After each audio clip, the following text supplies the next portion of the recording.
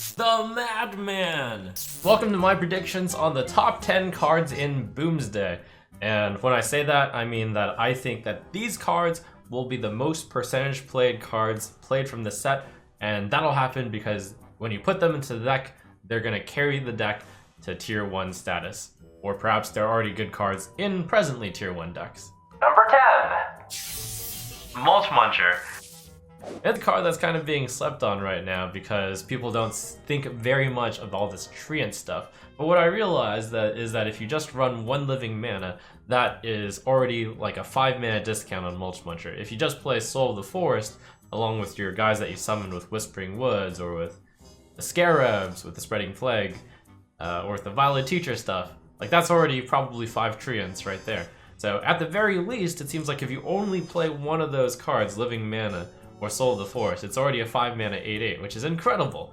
But if you play 2 of those cards, it's a 0 mana 8/8 with Rush, which is incredibly good. All you have to do is slightly alter the already existing and good token druid deck to add in Living Mana, which is already a card that was considered for that deck. Number 9. Test Subject. Priest is going to have a Topsy-Turvy Test Subject deck, and I think it's so good that I've decided to include both Test Subject and Topsy-Turvy in the top 10. So the setup preparation phase is you play the 2 Radiant Elementals and this Test Subject in your hand. After that, you play Divine Spirit on the Test Subject, and you also Vivid Nightmare the Test Subject. Which means that your new Test Subject is going to have the buff credit of Vivid Nightmare and Divine Spirit on it. Finally, you Topsy-Turvy Test Subject number 1, which means you're going to get your Topsy-Turvy back, you're going to get your Divine Spirit back, and you're going to get your Vivid Nightmare back. And you've only spent a total of 1 mana because Vivid Nightmare costs 1 from Radiant Elemental. So you've completed phase 1, which is basically getting rid of your first Test Subject and beginning the duplication process. Now you're going to do that repeatedly. You put the Divine Spirit and the Vivid Nightmare and Topsy-Turvy this Test Subject again.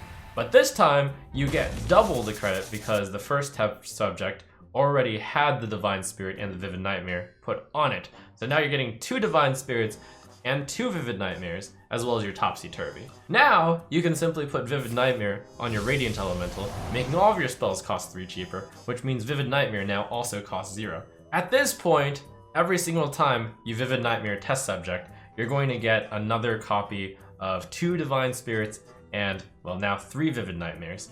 And you have to watch your hand at this point, but ultimately the combo is to either put a bunch of Divine Spirits and then Topsy-Turvy, a minion you already have on the board, to deal a lot of damage to the face, or you can have a Stone Tusk Boar in your hand and then put a bunch of Divine Spirits and then Topsy-Turvy that, along with some amount of Vivid Nightmares, because you can just copy a bunch of your boars and then charge with all of them. So basically, you get infinite amounts of boars with charge, with infinite damage if you can stack them that high, that fast. And I think that it is practical to get that done through the turn timer. If you do find yourself running out of the time though, feel free to play Mass Dispel, and then your boar can get through easy peasy. Number 8. Topsy-Turvy. It's ahead of Test Subject because at the very least, Topsy-Turvy can replace Inner Fire in the Divine Spirit Inner Fire deck if somehow the Test Subject stuff is too convoluted, but I don't think it is. I think it's awesome. Number 7. Electra Storm Surge. A little bit surprising that it's this low. It's a natural fit into Shudderwock, and Shudderwock is a tier 1 deck right now. Well, here's the thing. I feel like the metagame might shift and push Shudderwock out. Why? Because there are decks faster than Shudderwock coming up, such as Malagos Druid. There are decks that can outlive Shudderwock, surprisingly, such as Control Warrior. Why does Control Warrior beat Shudderwock? Well, you're gonna have to wait for my Dr. Boom Mad Genius reveal, which, spoiler, is in the top 10. But Electra Storm Surge is an extremely good card in Shudderwock. It just copies a lot of good stuff. It's really good in all Shaman, really, but I am only foreseeing Shudderwock as a successful Shaman at the moment. But hey, if other Shamans are good, then Electra Storm Surge is excellent in those decks too. Number 6. Weapons Project.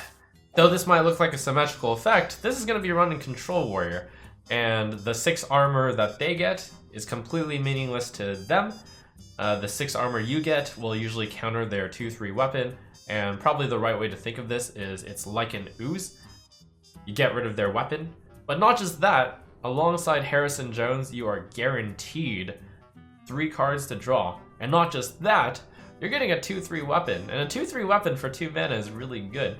You can use it to kill their minions. All they get to do is to take out your 6 armor with it. Since you're a control warrior deck, probably no key minions to target with weapons. Number 5. Doubling Imp. I think that Zoo will be a very strong deck in the upcoming meta, and Doubling Imp at the very least is a 3 mana 4/4. But when you play Kaliseth before, then it's a 3 mana 6/6. And if Soul Infusion takes off, which I think it will, but not guaranteed, it didn't make my top 10. If Soul Infusion is put on Doubling Imp, then that's going to be a 3 mana 8/8. Holy cow. Number 4. Libidinous Floop. Libidinous Floop is infamous already because it's basically Malygos for 4 mana, or it's Hadronox for 4 mana, or it's other stuff. And people are like, wah, Druid got such a good legendary. And yes, they did. It's really good. This is going to make Malygos Druid a lot more consistent. There's a lot of different ways now to get 2 Malygos on the board. And Floop isn't even only good in that deck. It can copy a lot of critically good minions. So look forward to getting Malygos Floop Swipe Moonfire for 36 damage all the time. Number 3. Dr. Boom Mad Genius. Praise Control Warrior, Dr. Boom Mad Genius is going to be the savior, I say. And no, this does not mean that I think that mechs are good. Just because Dr. Boom Mad Genius has Battlecry for the rest of the game, your mechs have Rush, I feel like this is a very minor part of Dr. Boom. We're playing him mainly for the hero power that he offers. And the reason why I have Dr. Boom Mad Genius this high and Electra Storm Surge lower is because I feel like Control Warrior might actually bully Shutterwalk out of the meta. How, you might ask? Doesn't Shutterwalk just destroy Control Warrior decks? So here's the scheme with the patch. There's been a change in how Azalina Soul Thief works, or generally when you're copying cards from your opponent. Those cards retain their cost, which is to say that when you play Azalina Soul Thief and you get the Shutterwalk costs 1 mana. So the setup is you're going to have played some Cornered Sentries and Dry Whisker Armors, hopefully 2 of each. So whenever you play your 1 mana Shutterwalk, ideally you're going to be gaining something along the lines of 6 times 2 times 2 armor, otherwise known as 24. It's not going to always work out that way because there's going to be some Blood Razors going off, there's going to be some ordering going off, but the point is each time you play Shutterwalk, you're gaining a lot of armor. On top of that, more importantly, the Azalina Soul Thief Battlecry goes off, which means you get a copy of their hand, which is going to, of course, include the 1 mana Shutterwalk. Then you play the Shutterwalk again, you gain another lots of armor, you play the Shutterwalk, you gain lots of armor. It's their turn, you only managed to play Shutterwalk 3 times, but that amount of armor should carry you through the only 60 damage that they're going to do with their 10 Shutterwalk turn. And then after that, you're going to easily outpace the 6 damage a turn that their Shutterwalk gets by playing your 10 Shutterwalks, and that should be doable in some way because your Shutterwalks will die to Blood Razor, other methods, etc, etc. I also suggest putting in a Life Drinker into the deck so you can Shutterwalk and then have Life Drinker go off and suck their blood as well for some divine retribution, revenge on Shutterwalk. It's gonna be awesome.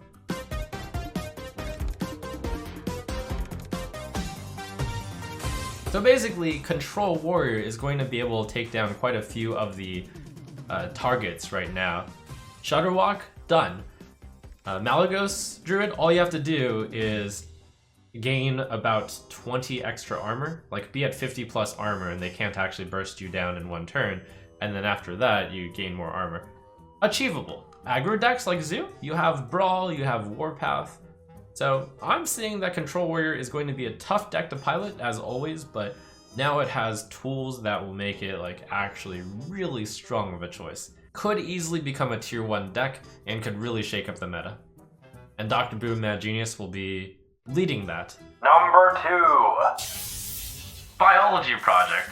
Even though this is a symmetric effect, Druid really wants to ramp into the heavy game because Ultimate Infestation is just such a good card and Druid has so many good late game cards. So even though it's symmetric, the longer you have in the late game and the shorter you have in the early game, the better it is for Druid. and I just see so many different types of druids between Big Druid and Taunt Druid and Malygos Druid wanting to get to the late game that Biology Project does make number 2, even above Phlebidnus Floop. Because there is a chance that Malygos Druid doesn't actually take off, but I feel like between all the Druid decks, Biology Project is just going to be good in some of those decks. Well, all of those decks, really. Also worth mentioning that even if you are at 10 mana, Biology Project will give you 1 extra mana. So at the very least, it's still not dead, it's an innervate. Number 1! It's the Warlock legendary spell, the Solarium. Solarium fits into exactly one deck that I think is good, Zoo. But Zoo is currently the number 1 top played deck in the meta, and is tier 1. And I think that Zoo will get new tools in Doubling Imp and Soul Infusion as well. So Zoo is going to become better. Even if Zoo didn't get better, Solarium is just an insane card. 1 mana, draw 3, late game for the Zoo. That's incredible. That's a power boost for Zoo. Already best deck. Well, already one of the best decks. Just going to be even better. Yeah, easy number 1. I can't possibly imagine how Solarium would ever not be a tier 1 5-star card. The only way that happens if Zoo is not a good deck in the meta, which seems extremely unlikely in the upcoming meta. The good and the bad times, we've been through them all. Never gonna give you up, never gonna let you down, never gonna run around. The Inspira, Wheezing Seal, Gyarados Slowbro, gotta catch 'em all, gotta catch 'em all.